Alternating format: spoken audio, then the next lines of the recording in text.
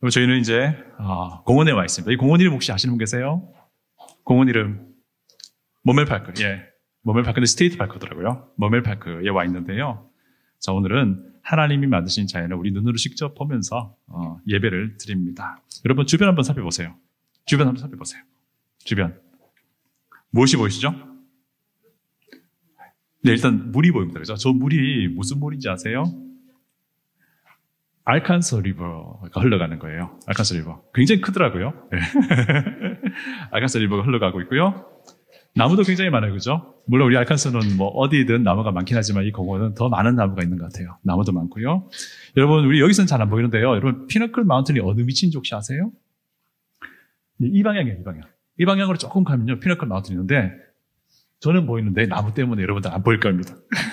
네, 피너클 마운틴도 보이고요. 네. 어디 있는지 우리가 알고요.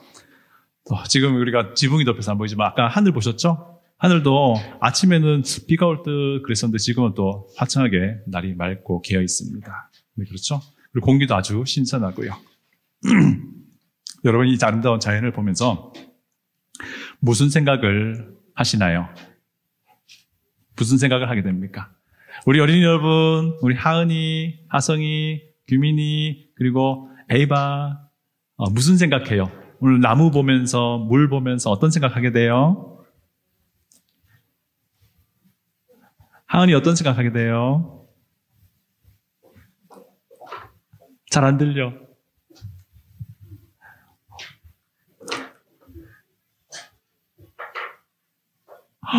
하나님이 만드신 거 감사해요. 우리 하은이 잠깐 앞으로 나오세요. 선물이 있어요. 잠깐 앞으로 나와요. 선물이 있어. 자, 오늘 선물은, 자, 이거 도토리예요. 자, 도토리. 자, 들어가세요. 아이고. 네. 그럼 우리 어린이들 선물 다 준비했어요. 도토리.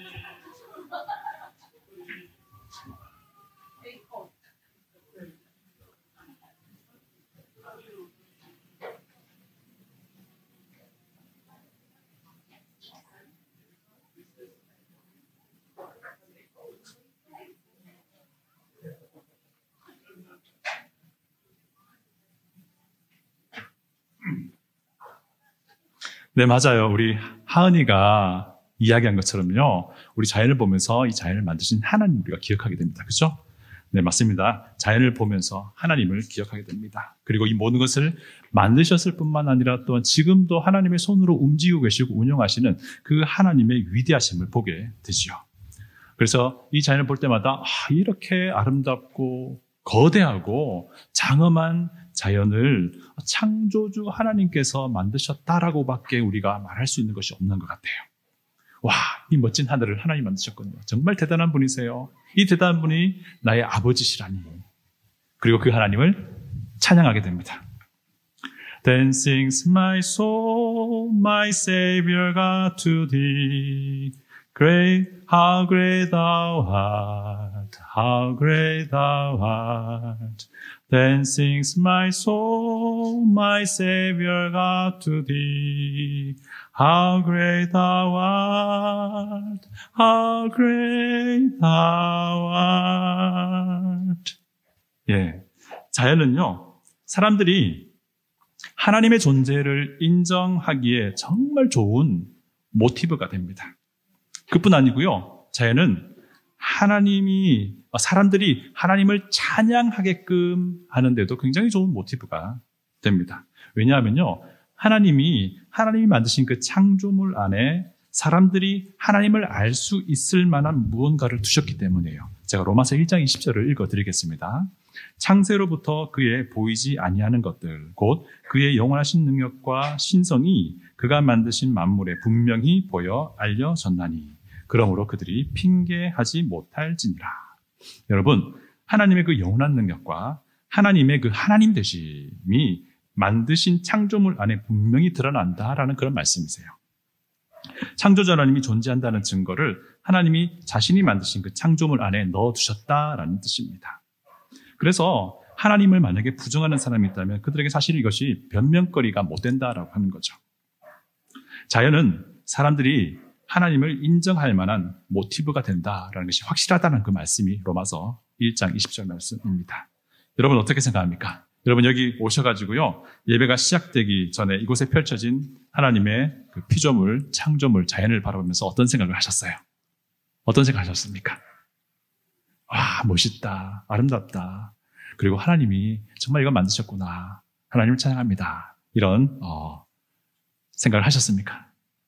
네. 여러분 시편 104편은요, 다른 많은 시편과 마찬가지로 하나님을 찬양하는 노래예요. 시편 104편을 지은 이 저자는요, 이 시편 104편 처음부터 하나님을 찬양할 것을 선포하면서 시작합니다. 제가 1절을 읽어드립니다. 내 영혼아 여호와를 송축하라. 여호와 나의 하나님이여 주는 심히 위대하시며 존귀와 권위로 옷 입으셨나이다. 내 영혼아 여호와를 송축하라. 자기 자신을 향해서 하나님을 찬양하자, 하나님을 예배하자, 하나님을 송축하자라고 이렇게 선포를 하고 있죠. 윤희야 여호와를 송축하라. 우리 자기 이름 한번 넣어볼까요? 하나, 둘, 셋. 윤희야 여호와를 송축하라. 한 번 더. 윤희야 여호와를 송축하라. 그리고요, 저자는요, 104편을 마무리하면서도 똑같은 문구로 선포합니다. 35절 하반절인데요. 내 영혼아 여호와를 송축하라. 할렐루야. 여호와를 송축하라.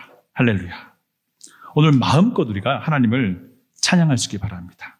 이곳 하나님이 만드신 자연을 바라보면서 충분히 하나님의 그 위대하심과 거룩하심을 생각할 수 있길 바라고요. 또 이것뿐만 아니라 이곳에서 우리가 떠나서 다시 우리의 일상의 터전으로 돌아가서도요, 우리 눈에 보이는 여러 가지 많은 하나님이 지으신 창조물들이 우리 눈에 분명히 보입니다. 그것을 바라보면서 넉넉하게 우리 하나님을 찬양할 수 있기를 바라요. 자, 이렇게 하나님을 열정적으로 찬양하고자 했던 시편 104편 저자는요, 마찬가지로 그 찬양의 그 모티브를 하나님이 지으신 자연에서 찾고 있습니다. 시편 저자는요, 하나님이 만드신 이 자연을 바라보면서 정말 아름다운 시적인 표현을 마구마구 쏟아내고 있습니다. 이 저자의 시적인 감수성을 마구마구 쏟아내고 있습니다. 제가 시편 104편을 쭉 다 읽어보면서 묵상할 때에 와, 이 시편 저자는 저와는 너무 다른 사람이라는 생각을 하게 됐어요. 왜냐하면 저는 문학적인 감수성, 시적인 표현과 전혀 관계가 없는 사람이거든요. 그런데 시편 104편 저자는 그렇지 않아요. 마음의 그 표현, 마음의 그 감정을 얼마나 잘 표현하는지 모르겠습니다. 만약에 자연을 보면서 이 시편 104편 저자가 생각하던 그런 표현력과 상상력으로 하나님을 묘사하고 그려낼 수가 있다면 진짜로 매 순간 항상 잊지 않고 하나님을 찬양할 수 있겠다라는 생각이 들었어요. 실제로요, 시편 저자는 평생토록 여호와 하나님을 찬양하겠다라고 고백하던 사람이었어요. 33절의 고백을 들어보면요, 내가 평생토록 여호와께 노래하며 내가 살아있는 동안 내 하나님을 찬양하리로다 라고 고백합니다. 시편 저자는요, 자기가 살아있는 동안 평생토록 하나님을 찬양하겠다라는 건데요, 이 말은 곧 하나님을 항상 찬양하겠다라는 겁니다. 과연 시편 저자는요, 어떤 식으로 자연을 바라보면서 하나님을 기억하고 하나님을 찬양하는지 우리는 살펴보기 원합니다. 그리고 특별히 오늘은 시편을 우리가 보니까요, 우리 모두가 시인이 되셔야 돼요.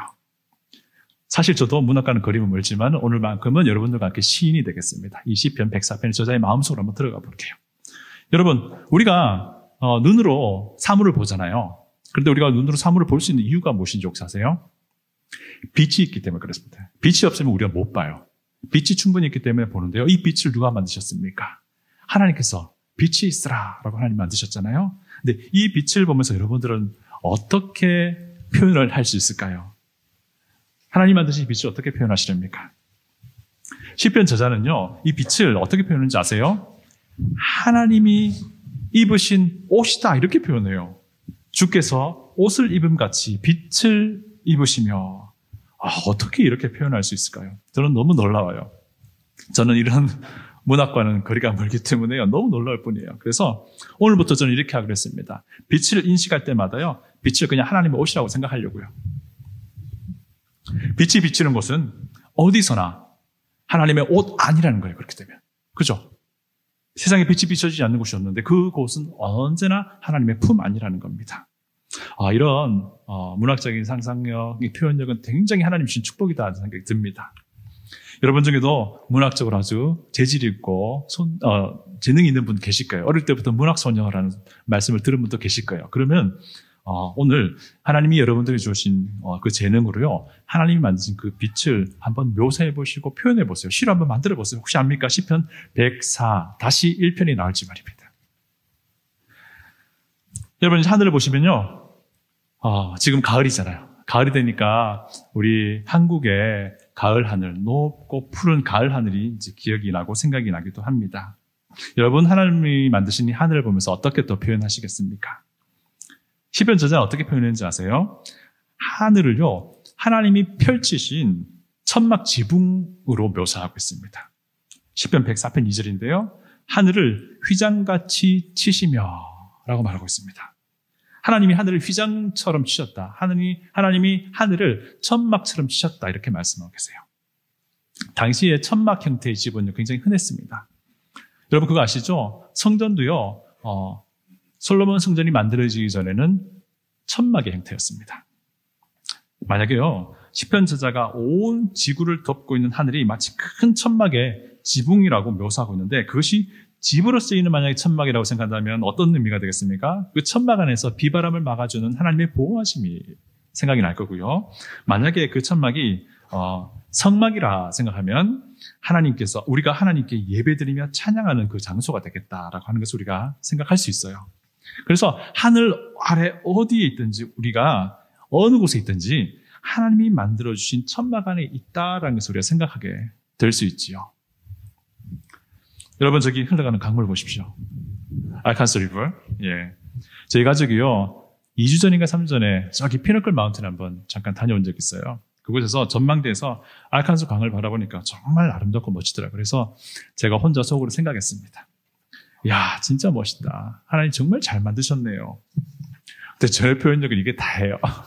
그런데 오늘 시편 저자는 물을 이렇게 표현해요. 3절인데요. 물에 자기 누각의 들보를 얹으시며, 하나님이 물 위에다가 누각을 만드셨다는 뜻이에요. 여러분 누각이라고 번역된 히브리어 단어는요, 건물에서 가장 높은 곳에 위치한 방을 말합니다. 높은 곳에 위치해 있으니까 어때요? 전망이 아주 좋아요. 그래서 누각은요, 때로는 건물 주인의 방으로 사용되기도 하고요, 때로는 벽 없이 지붕만 만들어가지고 주변을 조망할 수 있는, 꼭 마치 높은 정자 같은 그런 역할을 했던 겁니다. 시편 저자는 이겁니다. 하나님이 물이라고 하는 하나님의 그 왕궁 위에, 하나님의 왕궁 전체를 다 조망할 수 있는 누각을 만든 것과 같다라고 묘사를 하고 있어요. 저기 물을 한번 보십시오. 저 물 위에 하나님이 누각을 만드셔가지고 자기의 그 누각에서 자신의 그 왕국 정원을 바라보고 있다는 거예요. 여러분들 놀랍지 않습니까? 저희 마을에는요, 작은 저수지가 있어요. 저수지를 끼고 있는 집들도 있고, 저수지를 끼지 않고 있는 집도 있는데, 저희 집은 당연히 저수지를 끼지 않고 있는 집인데요. 하지만 마을을 나오다 보면요, 그 저수지가 잠깐 제 눈에 보여요. 운전하고 나오다 보면요. 그래서 저는 이제 이렇게 하려고요. 집을 나설 때마다 그 저수지가 좀 보이면, 저 하나님의 궁전이구나 라고 생각하려고요. 그러면 항상 그 궁전 볼 때마다 하나님을 찬양하고 하나님을 기뻐하며 하나님을 예배할 수 있지 않을까 생각을 합니다. 여러분, 하늘을 보면 구름이 있습니다. 때로는 구름이 움직이기도 하죠. 규민이가 가끔씩 구름 보면서 아빠 구름이 움직여요 라고 말해요. 그러면 우리가 무엇이 있다는 거 압니까? 바람이 부는구나, 바람이 있다는 걸 알잖아요. 네. 그리고 비바람이 불 때는 때로는 천둥과 번개도 치는 걸 우리가 알고 있습니다. 이건 날씨와 관련된 하나님의 창조물들이다라고 할 수 있는데요. 시편 104편 저자는 이것들을 또 하나님께서 일하실 때 쓰시는 하나님의 도구라고 묘사를 해요. 어떻게 이런 아름다운 상상력이 나오는지 저는 너무나도 이해하기 힘듭니다. 굉장히 놀랄 뿐이에요. 자, 시편 104편 3절 4절을 읽어드립니다. 구름으로 자기 수레를 삼으시고 바람 날개로 다니시며 바람을 자기 사신으로 삼으시고 불꽃으로 자기 사역자를 삼으시며. 여러분 시편 저자는요, 구름이 마치 하나님이 타고 다니시는 수레와 같다라고 표현합니다. 그리고 그는 하나님이 구름 수레를 타고 바람을 가로지르며 다니시는 것으로 묘사를 해요. 물론 구름이 하나님이 타고 다니시는 수레는 아닙니다. 하지만 시편 저자는요, 구름을 보면서 바람을 느끼면서 하나님을 자신의 방식으로 그렇게 인식하고 있는 거예요. 시편 저자의 눈에는 바람은 하나님의 일꾼으로 비춰지기도 하고요. 하늘의 불꽃이라고 하는 번개 현상, 그 번개 현상도 하나님의 일꾼으로 받아들여지고 있는 거예요. 그는 구름 보면서, 번개를 보면서 하나님을 자신의 방식으로 생각하고 묘사하고 인식하고 있는 겁니다. 자연을 보면서 자신의 방식으로 인식한 하나님을 또한 찬양하기도 하는 거예요. 시편 104편의 나머지 부분도요, 마찬가지입니다. 하나님이 만드신 그 자연의 부분들 다 설명하면서 그 부분들이 하나님이 만드신 것이고 하나님을 그 자연을 통해서 묘사를 하고요. 또 하나님이 이 자연을 움직이고 계신다라는 것을 이렇게 고백하면서 결국 하나님을 찬양합시다라고 하는 것이 시편 104편입니다.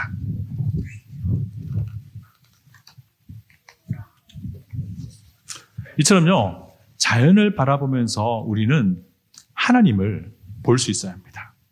자연을 바라보면서 하나님을 기억할 수 있어야 됩니다. 자연을 바라보면서 우리는 하나님을 또한 찬양할 수 있어야 한다는 겁니다. 여러분은 한번 우리 시도해 보십시다. 하나님이 주신 우리의 문학적인 재능과 소양을 가지고요, 하나님 주신 이 자연을 바라보십시오.